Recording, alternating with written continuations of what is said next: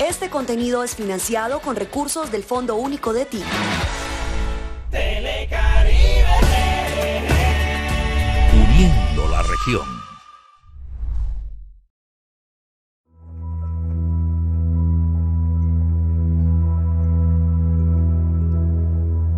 Soy Luis Barreto Muegues, periodista, y me gusta servir a la comunidad.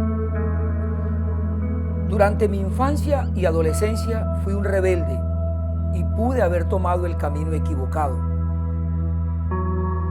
pero tuve una madre que lo impidió. Mi profesión me ha llevado al límite, a huir del peligro y a sufrir el desplazamiento, a ser señalado por grupos al margen de la ley, a temer por mi vida, pero al mismo tiempo a querer decir siempre la verdad. Mi familia ha sufrido. Yo he tenido miedo, pero aquí seguimos, porque ser periodista es mi esencia. Ser periodista es lo que soy. El periodismo es un arte o oficio, como lo quieran definir, más allá de una profesión, es un compromiso con la sociedad. Al periodismo llego al final de mi bachillerato. Empecé a revisar prospectos de las universidades de la región, porque definitivamente terminaba en aquella época, en 1986, que yo terminé el bachillerato, terminaba uno y no sabía uno qué carrera, no tenía uno una ruta definida hacia dónde iba, en mi caso. Y revisando los prospectos encontré Universidad Autónoma del Caribe, Comunicación Social y Periodismo. Ya yo tenía alguna afinidad con las letras, de hecho escribía en el periódico mural del colegio algunos artículos y pues ahí tomé la decisión, una época difícil, en contravía de lo que mi madre también quería, porque era una época en donde en América Latina los periodistas estaban siendo asesinados, caso México y en nuestro país. Desde estudiante, desde casi mi bachillerato, yo era un reclamador para todos los compañeros, me constituí en un líder. En Becerril en particular teníamos unos docentes que iban del municipio de Coazi. A veces iban o a veces no iban. Cuando no iban, nosotros vagábamos. Y cuando ellos iban, nos imponían carga. Entonces, muchas veces nos confrontábamos y les hacíamos reclamos. En todos los momentos de la vida, yo estoy hablando de 1980, 86, época en donde había en la región y en el país, o en el mundo, por mejor decirlo, un movimiento en donde el comunismo se estaba masificando. Y había un sentimiento en las juventudes que se hacía propicio para que aquellas organizaciones que ya estaban en el monte empezaran a recoger en colegios personas vulnerables que no fueran blindados por sus padres. Becerril era un pueblo de una economía fundamentada en el algodón, en el tabaco, en la ganadería y en lo que se producía en la serranía. Ellos, asentados en la serranía, los hijos de estos campesinos no tenían otra opción. O salirse de ahí, irse a otro lado, donde podía estar pasando lo mismo, o quedarse allí, crecer, desarrollarse y crecer e incursionar en ese mundo. Si no encuentra a alguien que olfatee y se dé cuenta de eso que estaba pasando, pues muchos pudieron haber terminado allí sin estudiar, sin formarse, y terminaron siendo unos hijos de la guerra. Acá en el pueblo se encontraba uno con todos los paracos, como se decía, y acá en la sierra la guerrilla. Entonces, si nosotros subíamos, el decir de ellos era que nosotros éramos paracos, que estábamos aquí. Pero si bajábamos, antes decían acá que nosotros éramos guerrillos porque veníamos de allá. Entonces no encontramos ni para dónde coger y que a veces que ya nos se puso la situación que ni para la comida se conseguía. Y después siguieron ya los asesinatos con los familiares, que los de aquí y los de allá. Y a mí me mataron pocos familiares aquí. En mi caso, yo tuve la oportunidad de que me ofrecieron beca para irme a estudiar a Rusia. Habían unos amigos allí que me dijeron: Luis, usted es un tipo muy inquieto, un muchacho muy capaz, le vamos a ofrecer para que se vaya a estudiar, tenemos unas becas para que se vaya a estudiar. Yo le dije a mi mamá me dijo no, me mandó a estudiar a una universidad privada, sin tener cómo, pero terminé estudiando lo que quería, comunicación social.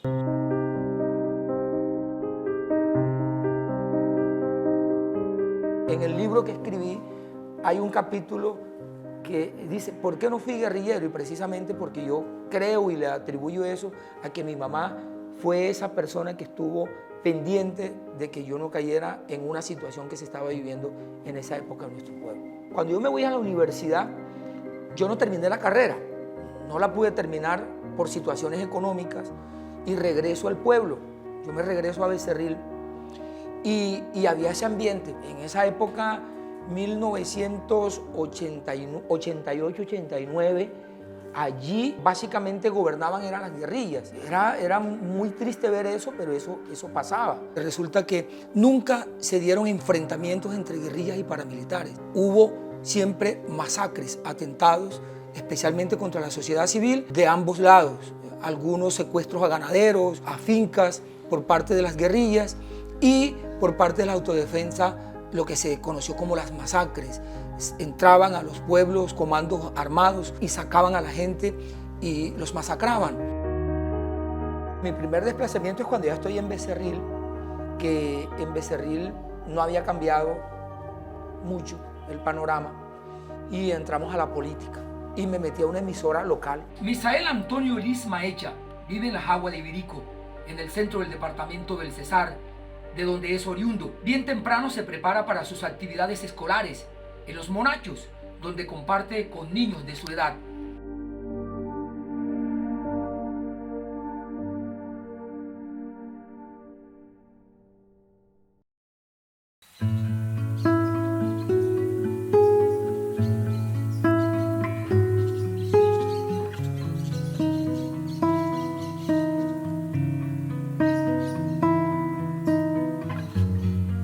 En 1996 empiezan las primeras incursiones paramilitares. Yo trabajaba en la emisora y era corresponsal de Radio Guatapurí, aquí de Valledupar. Y siendo corresponsal de Radio Guatapurí, se dan las primeras incursiones paramilitares. Y empezar a narrar esas noticias nos llevó al filo del miedo. Yo recuerdo que en la primera incursión sacaron 7 personas.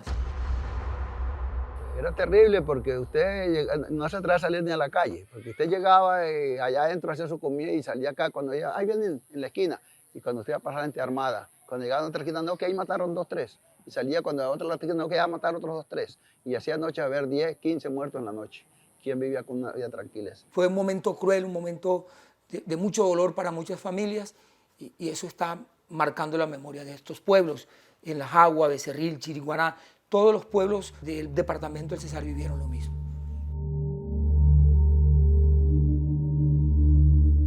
Al poco tiempo, en una incursión, al que asesinan es a Luis Eduardo Chinchilla, al esposo de mi sobrina, un amigo, un compañero, un muchacho que estaba estudiando aquí en la Universidad Popular del Cesar, estaba estudiando licenciatura en matemáticas. 2 de la madrugada, llega mi sobrina llorando, toca la puerta y me dice, mataron a Lucho, tío. Con otros amigos se empezó a buscarlo. A la entrada del corregimiento de Estados Unidos estaban 2 muchachos asesinados, atados, con las manos atrás.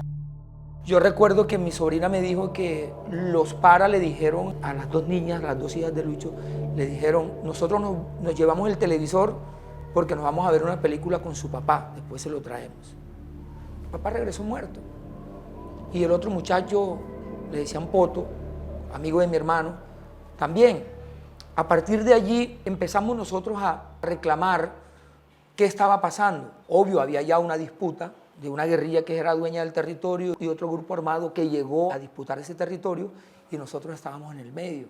¿Qué pasó? El día del sepelio de Luis yo escribí y dije unas palabras que me salieron del alma, el pueblo lloró, fue doloroso.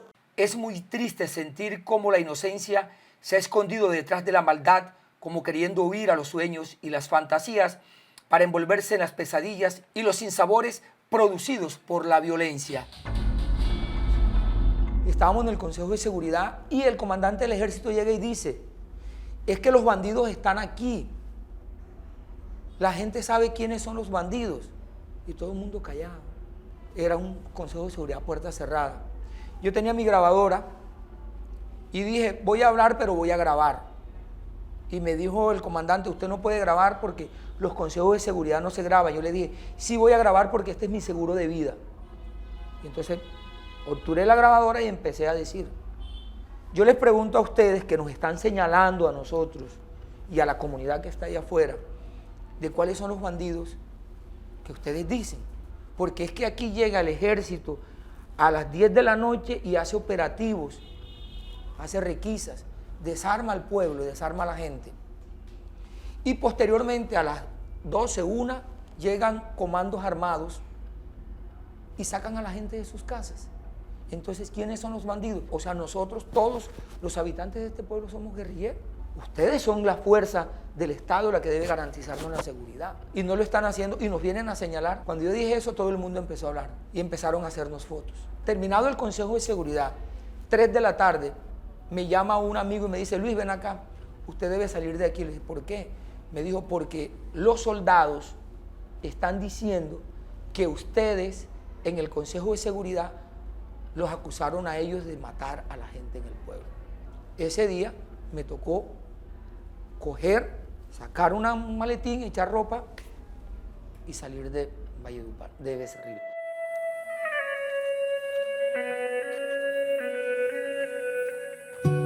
Esa fue la primera vez que, por temor o por miedo, decidí irme de mi pueblo.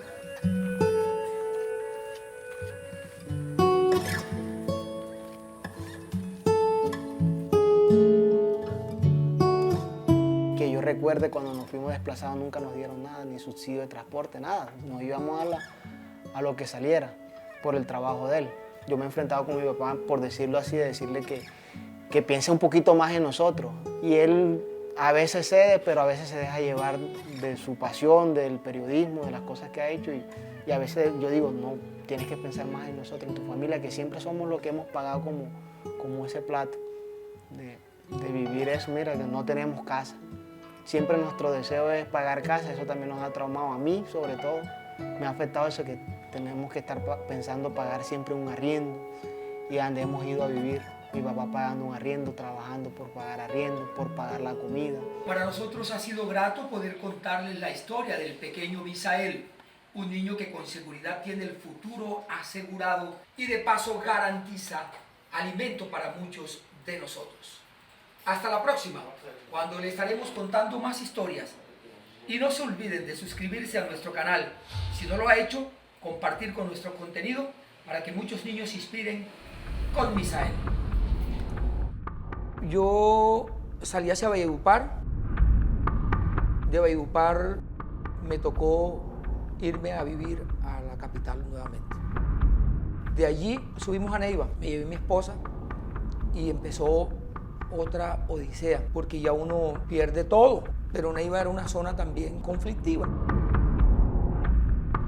Recuerdo cuando estuvimos en Neiva que él nos contó que cuando vendía CD, les tocó vender CD por allá, se encuentra gente de Becerril que estaba en el tema del conflicto también, y él huyendo y se encuentra más allá, imagínense. Yo cuando me enteré de eso, estaba niño, uno dice, no, terrible. Se dio una particularidad, y la particularidad es que yo no perdía comunicación con Becerril y el primo Raúl Coronel era candidato a la alcaldía y teníamos comunicación. Él gana la alcaldía, ganando la alcaldía nos comunicamos y le dije, primo, qué chévere, lo felicito. Entonces me dijo, ¿por qué no se viene a trabajar conmigo? Yo le dije, ¿se hará, primo? Me dijo, sí, yo no tengo problemas en Becerril. Raúl me dice, primo, yo estoy contento, ¿cómo me gustaría que usted estuviera aquí para que trabajara conmigo? Yo le dije, primo, no hay ningún problema, si usted quiere yo me voy a trabajar con usted, yo no tengo problema. Y en efecto decidí viajar, me vine y empecé a trabajar con él. Inicié como jefe de prensa de la alcaldía, pero resulta que a los 15 días más o menos de estar ya ejerciendo mi trabajo, los paramilitares se habían tomado Becerril, estaban en Becerril, y recibí la información de que nos iban a citar a todos los funcionarios de la alcaldía en algún punto de Becerril. A los pocos días de estar yo allí, incluso esperando esa cita, llega un amigo de la Jagua Ibirico. Ese amigo de la Jagua Ibirico fue camarógrafo mío y él me dice, Luis, usted no puede estar aquí. Él viajó de la Jagua a Becerril, Ángel Maldonado. Me dice, Luis, usted no puede estar aquí en Becerril porque cuando nosotros fuimos a Neiva, usted nos acompañó y nos tomaron unas fotografías, nos tomamos unas fotografías. ¿Qué pasaba allí en la Jagua y eso pasaba en todos los pueblos? Los paramilitares revisaban el archivo fotográfico oficial y ahí referenciaban personas. A mí me referenció un paramilitar en la Jagua y le dijo a Ángel, este tipo lo estamos buscando, ¿dónde está? Nosotros tenemos orden de matarlo. Yo trabajando como camarógrafo, había una oficina porque formaba parte del equipo de prensa de la alcaldía municipal del momento y las autodefensas, o sea, los que estaban aquí urbanos, ellos, todos los trabajos que nosotros realizábamos con cámara, era obligación ellos revisarlo. Los festivales, los eventos sociales, todo lo revisaban ellos y llegaban al estudio a revisar el material.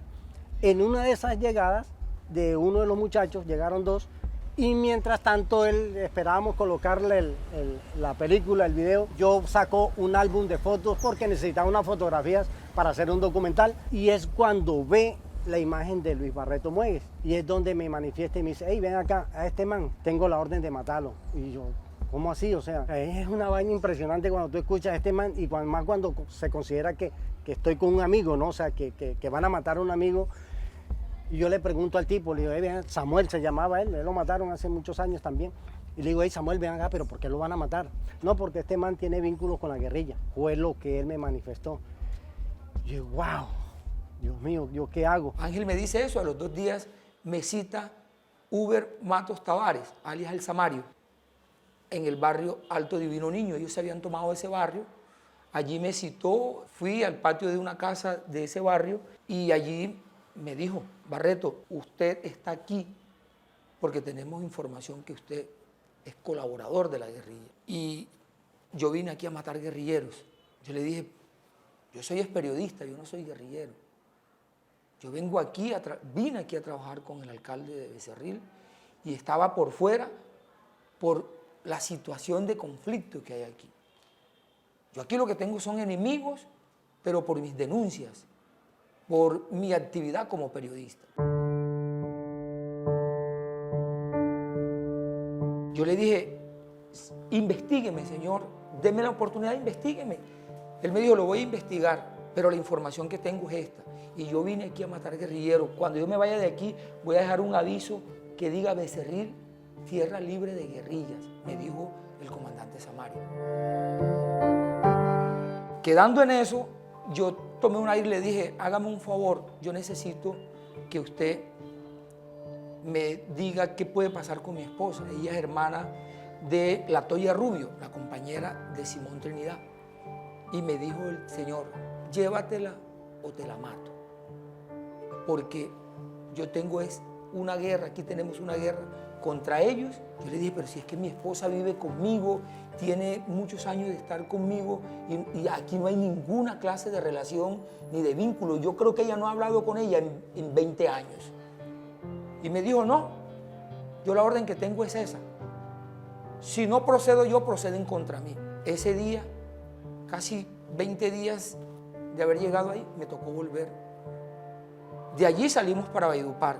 Esa fue la primera vez que nosotros llegamos ya con la familia a una defensoría del pueblo, a una fiscalía, a denunciar todo lo que venía pasando. Pero seguí trabajando, haciendo mi actividad como jefe de prensa de la alcaldía.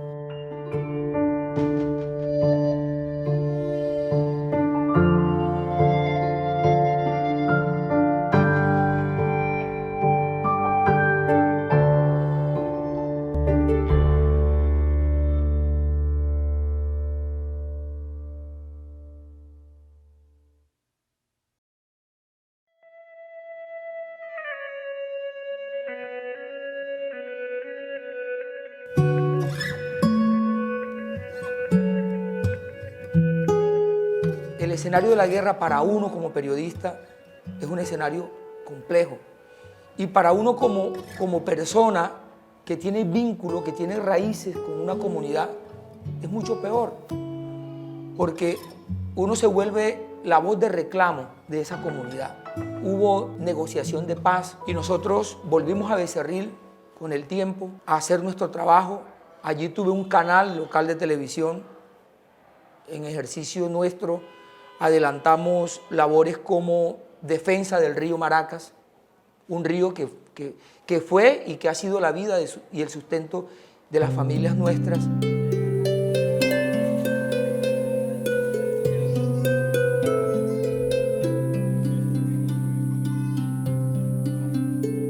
En el 2015 fui también prácticamente desterrado del territorio por yo atribuyo eso a acciones de una compañía, porque a través del medio logramos conformar incluso un colectivo ciudadano en defensa del río Maracas, emprender unas acciones, y el gobierno nacional, con orden de Ministerio del Medio Ambiente, con orden de Corpo Cesar, sacaron a esa compañía del territorio.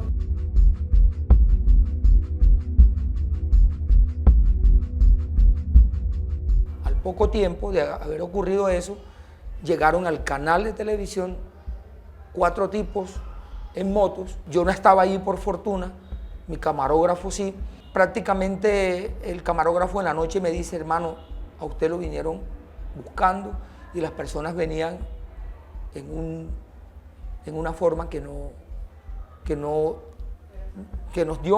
me dio miedo. Yo no te había dicho nada, pero realmente me dio miedo. En efecto, de allí, de esa situación, volvimos a salir del territorio y nos fuimos a vivir a Ocaña. Háblame. Ahí en Ocaña vivimos prácticamente 4 o 5 años. Cuando ya todo se disipó, se calmó, nos fuimos a vivir a Valledupar. Soy la voz de un pueblo. No tener la oportunidad de sembrar un proyecto de vida en otros lugares, de tener vivienda, de obtener lo que toda persona o toda familia sueña, tener un hogar, consolidar un patrimonio. Entonces, eso fue lo que en definitiva nos cortó la posibilidad de avanzar en formación, en estudios. Yo diría, se cortan los sueños de uno y de sus hijos para hacer eso. Y si uno se apasiona con eso, por supuesto que sí, vale la pena hacer lo que te gusta, vale la pena ser lo que quieres ser. De hecho, el periodismo me ha permitido a mí lo que a uno lo hace rico, las buenas relaciones con la gente. A nosotros nos han encasillado en el cuarto poder, a los medios de comunicación. Yo creo que manejar información de manera responsable es tener poder. La información es el poder. Soy periodista, soy orgulloso de ser periodista y me moriré haciendo periodismo. Sentí el dolor por mi vena recorrer. Yo no lo decidí, hasta la vida me tocó perder. Soy la voz que apagaron, víctima del conflicto que esos sueños arrebataron. Estoy aquí sintiendo, queriendo rectitud y equidad para mi pueblo, en busca de transformación para la nueva generación. Y ya no me pueden apagar.